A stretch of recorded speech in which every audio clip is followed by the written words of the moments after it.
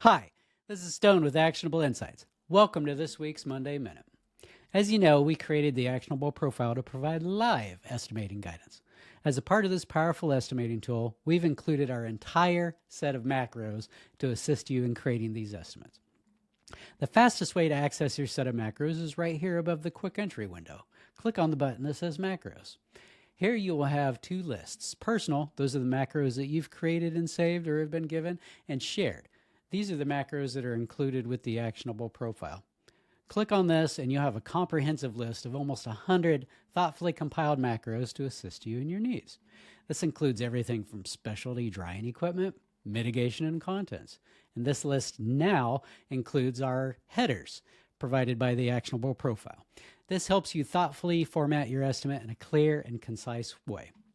Find what macro you need, double click on it, and it'll immediately populate into your estimate. From here, you can update it as needed to reflect your scope. This gives you flexibility and clarity in how you interact with the guidance provided by the Actionable Profile, and it's one more way that we've built it to help you save time. Thanks for checking in on this week's Monday Minute, guys. Keep learning and growing.